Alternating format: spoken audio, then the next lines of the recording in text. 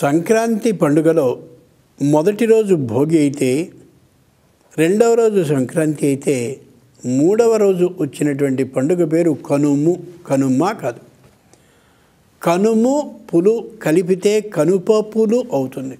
పులు అంటే గడ్డి. కనుము అనేది పశువులకి సంబంధించిన పండుగ. అంచేతనే కనుము పండుగ తప్ప కనుమ పండుగ కాదు. దీని తర్వాత రోజుని ముక్కనుమ అంటారు. అది అస్సలు సరికాదు. అసలు ఆ పండుగే లేదు. ఉన్నదాన్ని ఉన్నట్టుగా చెప్పుకుని సంప్రదాయాన్ని మనం నిలుపుకోవాలి. ఎందుకు పశువుల్ని ఈ రోజున ఆరాధించాలి? పశువులకి ఈరోజు ఎందుకు అంత విశేషించి పండుగ చేయాలి? గుర్తుంచుకోవాలి. మనది వ్యావసాయిక దేశం. అంటే వ్యవసాయం మీదనే ఆధారపడ్డటువంటి దేశము. అంటే ప్రదేశం, భూమి కలిగిన వాళ్ళం. వ్యవసాయానికి అతి ముఖ్యంగా కావాల్సింది పశువు. ఆ పశువే కానీ లేకపోయినట్టయితే మనం దుక్కి దున్నలేం, విత్తనాలని చక్కగా వేయనేలేం, పంట వచ్చిన తర్వాత దాన్ని తిరిగి తెచ్చి ఒక చోటికి చేర్చలేం, మొత్తం అంతా అయిపోయిన తర్వాత ధాన్యాన్ని ఇంటికి తెచ్చుకోనేలేం. అంచేత ఏ పశువు మనకి పొలంలో దిగడానికి ముందు నుంచి ధాన్యాన్ని తెచ్చి ఇంటి దాకా తెస్తుందో ఆ పశువుని ఆరాధించవలసినటువంటి పండుగ ఇది. ఇది నిజం కాబట్టే మనకి గంగిరెద్దుని ప్రత్యేకంగా ఈ నెల రోజుల పాటు సంక్రమణం రావడానికి ముందు వస్తుంది. గంగిరెద్దు బలిసినటువంటి ఒక ఎద్దు మన ఇంటికి ముందొకరు వెనుకొకరు వస్తూ ఉంటే వాళ్ళ మధ్యలో వస్తుంది. అది ముందు స్వాగతాన్ని చెప్తూ నడుస్తూ ఉంటే వెనుక వ్యక్తి వేడుకోలుని చెప్తూ వస్తాడు.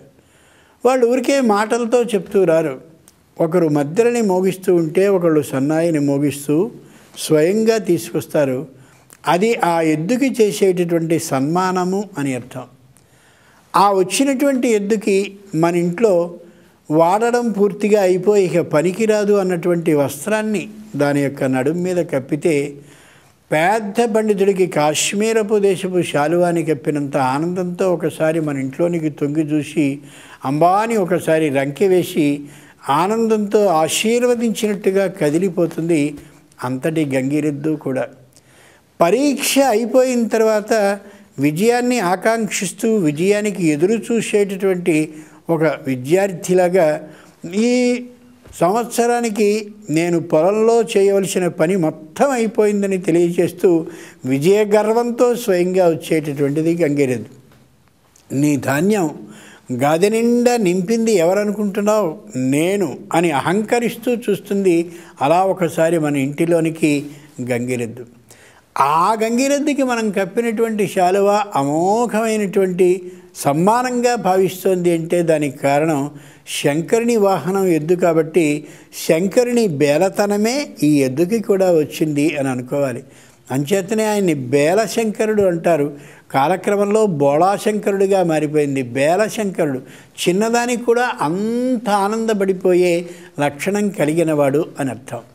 అదిగో అటువంటి గంగిరెద్దు ఏదుందో ఆ ఎద్దు జాతి మొత్తాన్ని పూజించేటటువంటి రోజు, ఎద్దు జాతికి భార్య అయినటువంటి ఆవుల్ని కూడా పూజించేటటువంటి రోజు కూడా ఇదే కనుమ రోజు. ఆవుల్ని ఎందుకు పూజించాలి? ఎద్దుల్ని ఎందుకు పూజించాలి? ఎద్దుల్ని మనం ఇప్పుడు అనుకున్నాం. మొత్తం ధాన్యానికి మనకి ఇంటికి రావడానికి కారణం ఆ ఎద్దులు అనే యథార్థాన్ని. అంచేత ఎద్దుని పూజించి తీరాలి. ఇది లౌకికమైన అర్థం. రెండు, వృష అనేటటువంటి మాటకి ధర్మము అని అర్థం. అంచేతనే శంకరుడు ఉన్నాడు.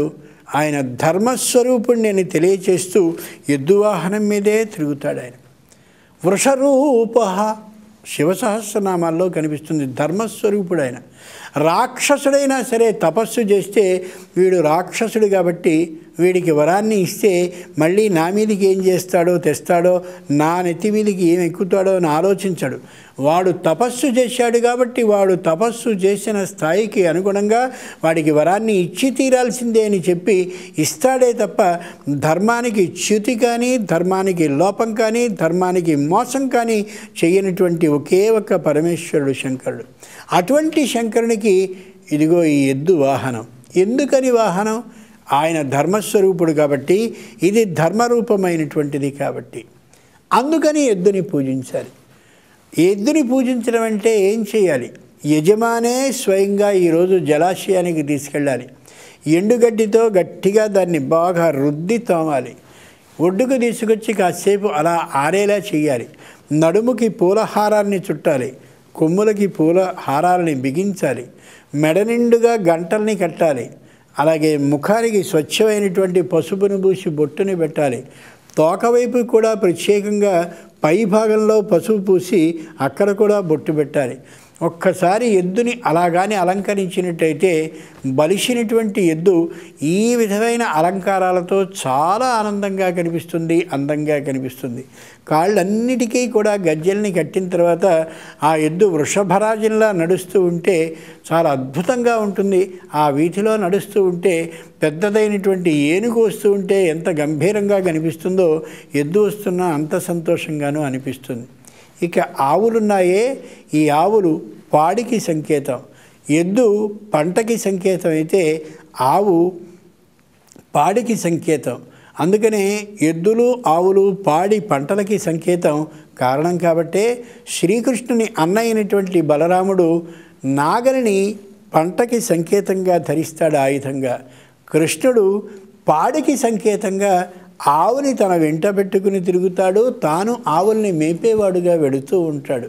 పాడి పంటలు రెంటి మీదనే భారతదేశం ఆధారపడి ఉందని నిరూపించేటటువంటి అమోఘమైన సాక్ష్యం మన రెండు కళ్ళకి ఇదిగో ఈ కనుమ పండుగ. ఈ రోజున ఆవుల్ని కూడా ఇందాక ఎద్దుకు ఏ విధంగా అయితే యజమాని గడ్డిపెట్టి తోమి అలంకారాన్ని చేశాడో అలాగే తీసుకురావాలి.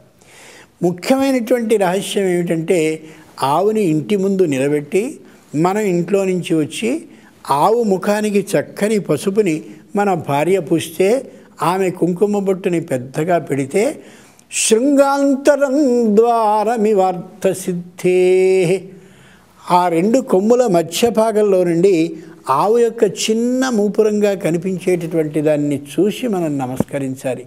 అది సాక్షాత్తు శుభాన్ని కలిగించేటటువంటి అద్భుతమైన దృశ్యము అని చెప్తాడు కాళిదాస మహాకవి. రెండు కొమ్ముల యొక్క మధ్య భాగాన్ని చూస్తే ఆవుకి సంబంధించింది శుభం కలిగి తీరుతుంది.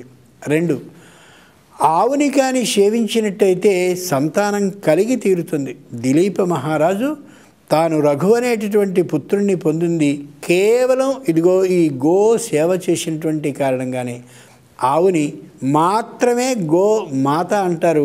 మిగిలిన ఏ జంతువుని కూడా మాత అనే పేరు మీద వ్యవహరించారు. తల్లికి బదులుగా తల్లి చేసేటటువంటి సంపూర్ణ సహాయాన్ని, సంపూర్ణమైన వాత్సల్యాన్ని, అనురాగాన్ని చూపించేటటువంటి ఒకే ఒక్క పశువు గోవు. గావ పశ్యంతి గాథేన, ఆవులు మంచి వాసన కలిగినటువంటి శక్తి కలిగి ఉంటాయి.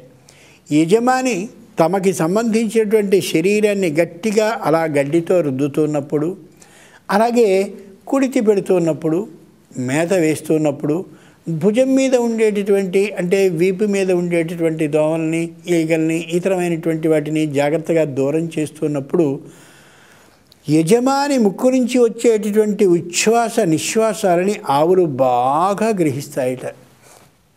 గ్రహించి ఉచ్ఛ్వాస నిశ్వాసాలని బట్టి యజమానికి ఏ వ్యాధి వచ్చిందో, ఏ వ్యాధి రావడానికి అవకాశం ఉందో బాగా గమనిస్తాయట. ఆశ్చర్యం ఇది. అలా గమనించినటువంటి ఆవు ఆ రోజున మేతకి వెళ్ళి తనకి ఇంతటి సేవని చేస్తున్నటువంటి యజమాని వ్యాధిని తొలగించడానికి తాను ఏ ఆకుని తింటే, ఏ తీగని తింటే, ఏ అమోఘమైన పుష్పాన్ని స్వీకరిస్తే ఆ వ్యాధిని తాను నయం చేయగలదో గ్రహించి ఆ ఆకుని, ఆ తీగని, ఆ పుష్పాన్ని తిని వస్తుంది. వచ్చి ఆ ఆకు, తీగే, పుష్పం వాటికి సంబంధించినటువంటి శక్తిని తన పాలలో ఉంచి యజమానికి అందిస్తుందట. ఎంత గొప్పదో చూడండి. ఆ పాలని తీసుకున్నటువంటి యజమానికి ఆ రాబోయే వ్యాధి కానీ, వచ్చినటువంటి వ్యాధి కానీ తొలగుతుంది అని చెప్పి గోతంత్రం మనకి తెలియచేస్తుంది.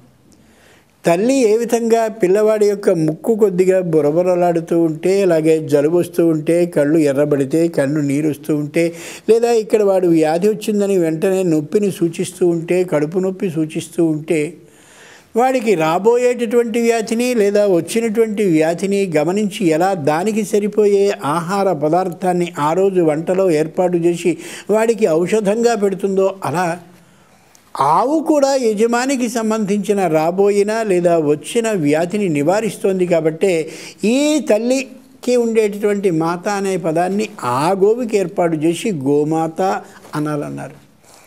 ఆవు ఇచ్చేటటువంటి ఆ అమోఘమైనటువంటి సేవ, ఆవు కలిగించేటటువంటి అద్భుతమైనటువంటి ఆ సహకారం మర్చిపోలేనటువంటి ఇటువంటి ఆవు ఎద్దు ఈ రెంటికి వివాహాన్ని కూడా చేస్తారు. ఈ రోజున గ్రామీణ ప్రాంతాల్లో కనుమ నాడు అమోఘమైన వివాహాన్ని చేస్తారు.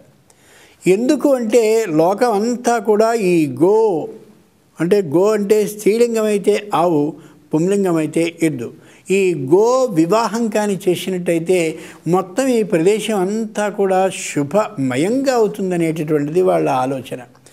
ఈ ఎద్దుల్ని ఆవుల్ని బాగా అలంకరించి ఆవులకి కూడా ఆ గిట్టలకి చక్కనైనటువంటి గజ్జల్ని కట్టి ఊరంతా ఊరేగిస్తారు. కారణం ఒకటే, వీటి కారణంగా మనం జీవిస్తున్నాం, అహంకరించాల్సిన అవసరం లేదు.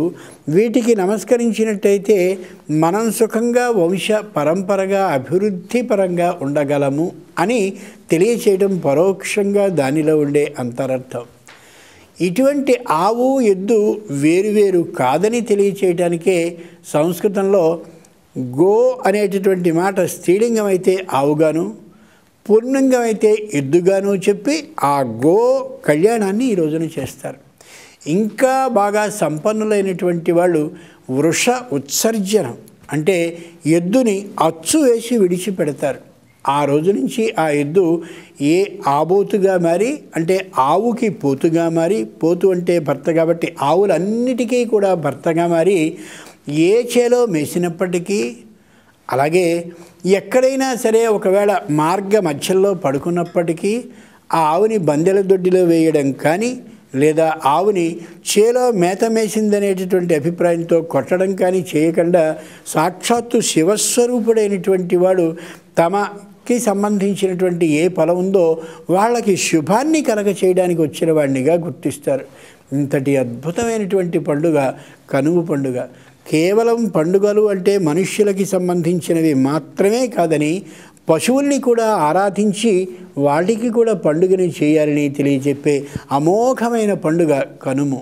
ఈ భోగి, సంక్రాంతి, కనుము అనే మూటి యొక్క ముప్పేటతో ఏర్పాటు చేయబడ్డ అమోఘమైన పర్వదినం మనందరికీ శుభాన్ని కలిగించాలని మరోమారు పరమేశ్వరుని ప్రార్థిస్తూ స్వస్తి.